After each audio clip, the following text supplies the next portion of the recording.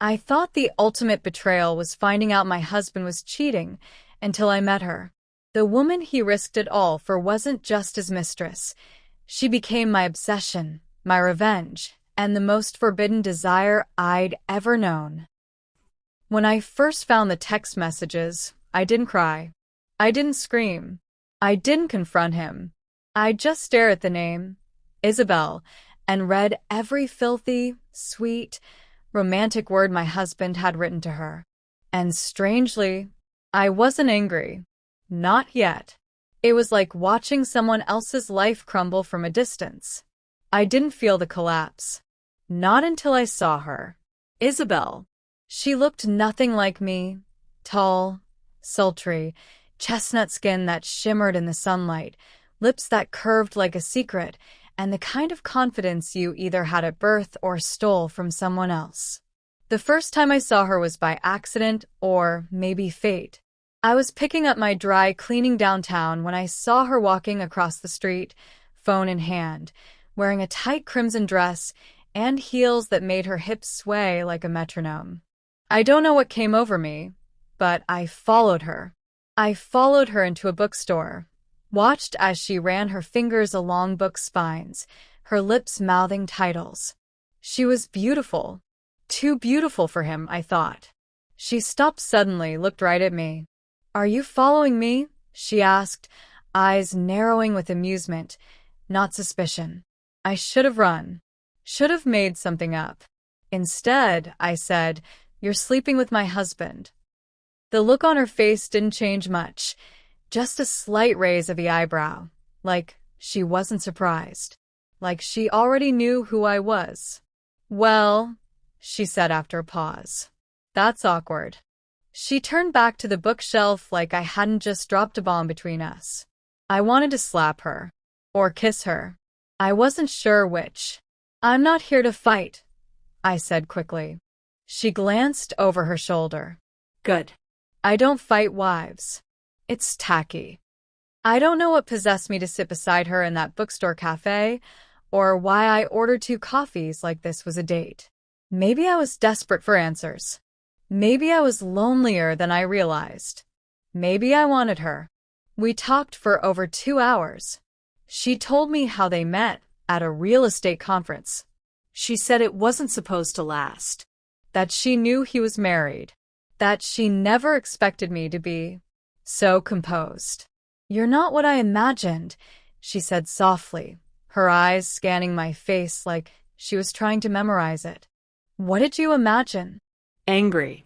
Screaming. Crying. Throwing things. Does that turn you on?" I asked. She smirked. "Maybe." We met again 2 nights later, at her apartment. I told myself it was for closure, for power, for revenge. But the truth was uglier and simpler. I couldn't stop thinking about her. When she opened the door, she wore a silk robe and nothing underneath. "Wine?" she asked, already knowing the answer. I drank. I talked. I listened. And then I kissed her. I initiated it, but she took control.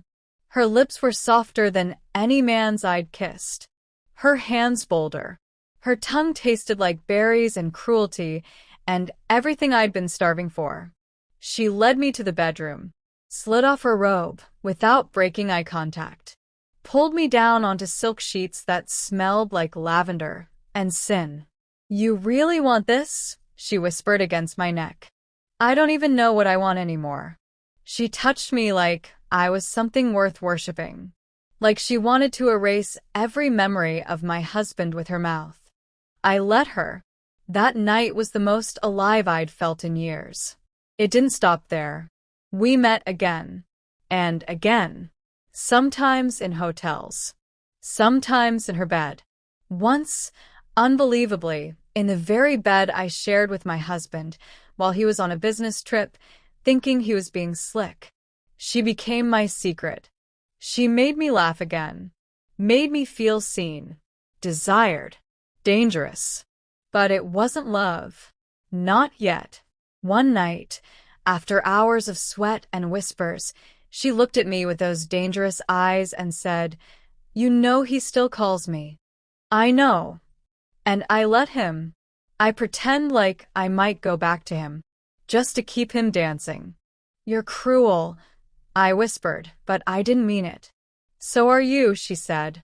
Maybe she was right. Maybe we were both broken. But I didn't care. Until he found out. He came home early, found one of her earrings on the nightstand, confronted me in the kitchen. "Are you sleeping with her?" he demanded, eyes wide, veins bulging. "Yes," I said calmly, sipping my tea. He didn't know what to do with that. He sputtered, shouted, called us disgusting, immoral. But I wasn't afraid of him anymore. "You cheated first," I reminded him. "You just didn't expect me to upgrade." He left that night, moved in with his brother, called me repeatedly for weeks, begging to talk. I blocked him. Isabel and I kept seeing each other. But something shifted. It wasn't just about sex anymore. She knew me now. Knew my moods, my fears, my scars. One morning, after staying over at her place, I woke up to find breakfast already made. Eggs, toast, fresh mango slices. She kissed my shoulder and said, "I never meant to fall for you." "Me neither," I admitted. We sat there, two women tangled in a love that was never supposed to happen. Brought together by betrayal, but held together by something far more complicated: desire, vengeance, longing, and maybe, just maybe, love. It wasn't perfect. We argued. We healed. We made mistakes. But through it all, we chose each other. I don't know what the future holds. But I know this. I found myself through her. Through the ashes of my marriage, I discovered fire. And I'm never going back to smoke.